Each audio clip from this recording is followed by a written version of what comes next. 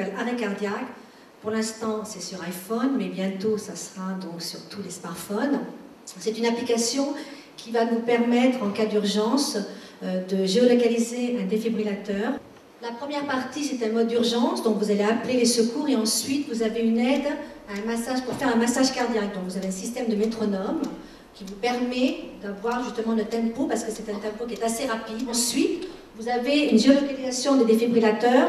Il faut savoir que ces défibrillateurs sont signalés par des gens qui donc croisent un défibrillateur et peuvent le signaler sur l'application. Donc c'est un système très communautaire, on y tient vraiment. Et ça permet d'impliquer les gens, ça permet d'avoir un geste citoyen. Donc une fois que vous avez l'appareil géolocalisé, vous pouvez aller le chercher pendant qu'une autre personne continue à faire ce massage cardiaque. Et ensuite, vous avez donc une aide pour utiliser ce défibrillateur. Chaque fois que nous lançons un appel à projet, les demandes affluent. Et donc je pense que ça a vraiment répondu à un véritable besoin et qui a été très bien démultiplié par les campagnes, y compris celles tout au long des plages de France que l'association a organisées, ou le film qui a été de nombreuses fois diffusé à la télévision, 4 minutes, qui tout d'un coup a fait prendre conscience à nos concitoyens d'une véritable question de société.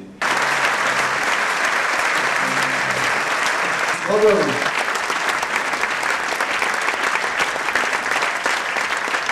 Non seulement ils sont à nos côtés, mais en plus ils ont initié des appels d'offres qui permettent justement auprès des collectivités locales d'installer des défibrillateurs et ensuite, c'est quelque chose qui est très importante, ils sensibilisent la population, c'est-à-dire qu'ils ne font pas qu'installer des défibrillateurs, ils ont fait passer ce message, il faut sensibiliser la population avec des formations parce que les gens ont peur d'utiliser cet appareil et si effectivement derrière l'installation il y a cette sensibilisation, eh bien le message est complet.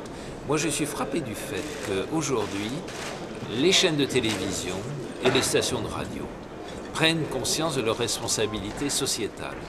Elles savent qu'elles ne sont pas là simplement pour faire de l'information, du divertissement, de la transmission du savoir, mais qu'elles sont là aussi pour assumer une responsabilité sociale, sociétale, qui tient au fait qu'on leur attribue quelque chose qui appartient à la nation, c'est-à-dire des fréquences.